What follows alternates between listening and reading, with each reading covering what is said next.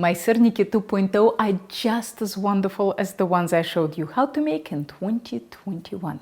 But they are easy and convenient. First of all, no more making farmer's cheese. We'll be working with the brands you can buy in a regular supermarket. Second of all, no more flour mess on the counter. We'll be shaping them with oil. And last but not least, no more running out of Syrniki. We'll make a huge batch and freeze it so that you can have Syrniki anytime. Are you ready? Let's do it! Farmer's cheese is a fresh cheese that tastes like sour ricotta. And the brands vary drastically in the curd size and the amount of water left in the cheese. That's the crux of the matter when it comes to Syrniki recipes. The measurements change with the brand of cheese. That's the bad news. The good news is that there are only two major brands of farmer's cheese that you'll see in an American supermarket: Friendship and Lifeway. Friendship is significantly better for Syrniki because it has less water. To drain these two brands to the correct consistency, I had to remove about 25 grams of water from a pound of Friendship and 100 grams of water from a pound of Lifeway. So if you use Friendship, you'll need to spend less time draining it and you'll get more Syrniki. But the recipe will work with other brands as well, as long as you get them to the correct consistency and weigh the cheese after pressing it. Let me show you how. Line a baking sheet with 2 layers of parchment paper. My paper towels are thick and absorbent. If yours are thin, you'll need way more layers. Spread out 2 packages of cheese. Place 2 layers of paper towels on top, a piece of foil, and your biggest, heaviest cast iron pot. Check with your hands that the pot is centered over the cheese. Set a timer for 10 minutes. Don't press longer or the cheese might end up too dry. And 10 minutes later, this is the situation I want to see. There is a wet ring around the cheese, but the towels are not completely soaked. Let's see how the texture is. This is perfect. The cheese is moldable and doesn't stick to my hands, but it's not crumbly and doesn't crack if I press it. Now let's take a look at Lifeway. Some water is oozing out of it even without pressing. Here it is after a 10 minutes press. Look at how much water we got out, and this is only 1 package. If I was doing 2 packages, my towels would be completely soaked and I would have to repeat this procedure with the fresh towels. Since this is only 1 package, I'm actually close to the right texture, but I'll press it one more time to show you what would be too dry. Okay, so we'll need new towels on the bottom and new towels on top, foil, pot, and let's give it 10 minutes. You see how this is starting to get crumbly? If this happens, you can fix it very easily.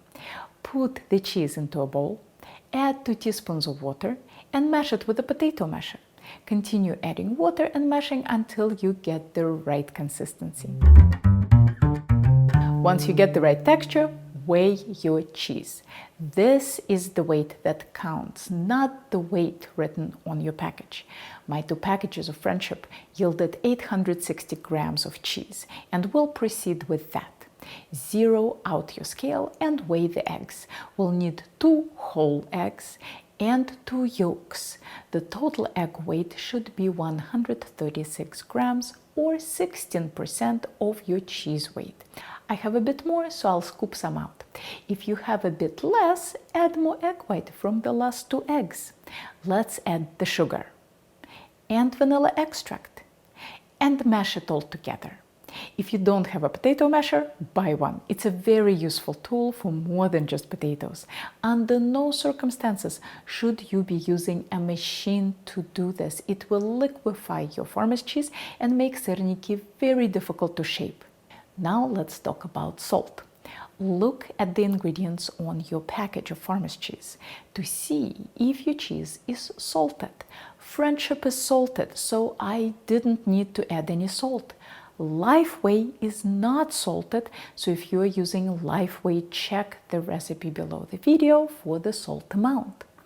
This mixture will not be perfectly smooth. You'll still feel little curds of cheese, and that's okay. They'll melt during cooking. But you want to make sure the eggs and sugar are evenly distributed and the mixture is no longer stiff. Add 86 grams of unbleached all-purpose flour and 86 grams of golden raisins and fold them in with a flexible spatula. In case you're wondering why none of the measurements have nice round numbers, let me explain. They are round numbers if you look at them as percentages. 128 grams is 15% of the cheese weight. 86 grams is 10% of the cheese weight. If we were using Lifeway, we wouldn't end up with 860 grams of cheese. We'd end up with around 700 grams, and all the other ingredients would need to be adjusted accordingly. In the description below the video, I'll give you the full recipe with percentages so that you can make it work with any amount of cheese. Once the mixture is even, it's time to shape. Line a board or baking sheet that fits in your freezer with plastic or parchment. I have an annoying side-by-side fridge which doesn't fit a half sheet in the freezer, so I will have to make it work with this cutting board. For each syrnik, you'll need roughly 70 grams of the cheese mixture. If you want to see what that looks like, put your bowl on the scale, zero it out, and scoop out enough mixture until it reads minus 70. This will give you a rough idea, but you don't need to weigh each one. Oil your hands with vegetable oil and roll the cheese mix into a bowl. Place it on the board and gently press it down, trying to keep the top flat and not leave any finger indents. Since I'll need to re-oil my hands before each bowl, let me pour a little oil into a cup so that I don't mess up my oil bottle. If your hands become too messy, wipe them with a paper towel, then re-oil and keep going. Once all the syrniki are made, check that their tops are nice and flat. If not, you can use the back of an oiled measuring cup or some other flat object to even them out. The thickness should be around 3/4 of an inch. If possible, don't let them touch, at least not too much. You could cook them right away, but they'll be way easier to handle if you refrigerate or freeze them. If you want to cook them within the next couple of days, put them in the fridge for an hour and then cover them with plastic. If you cover them immediately, you'll get a lot of condensation and they'll become soggy. If you put them in the freezer, wait for them to get rock hard, about 2 hours, and then move them to a freezer bag in a single layer and keep them frozen until you need them. The day before cooking, move them to the fridge. If you forgot to move them to the fridge, you can let them sit on the counter for 2 hours to defrost before cooking. When you're ready to cook, set a skillet over medium-low heat. Add enough vegetable oil and butter to just cover the bottom of the skillet. While the skillet is heating up, coat syrniki in flour. Swirl the skillet to release the steam from the butter and wait for the bubbling and hissing to subside. When the foam quiets down, it means that all the water from the butter is gone and we can start cooking. Before placing syrniki in the skillet, shake all the flour off. It's important to be thorough to avoid a tough crust. By the way, did you notice that I'm using a stainless steel skillet? I used to think you need a non-stick pan, but turns out they don't stick. The most important thing about your skillet is that it cooks evenly. This means that aluminum core, like the stainless steel skillet, is much preferable to cast iron core. As soon as they're in the pan, cover it and set a timer for 5 minutes. We want to cook them very gently so that they cook through without turning rubbery. If they're not golden brown after 5 minutes, uncover the skillet, turn up the heat slightly, and wait for them to brown. It also means that next time you can use slightly higher heat. To flip them, I like to use both the tongs and the spatula because they are slippery and very soft. Cook them on the second side uncovered for about 5 minutes or until they are brown. Then remove them to a plate and let them cool for 5 minutes before serving.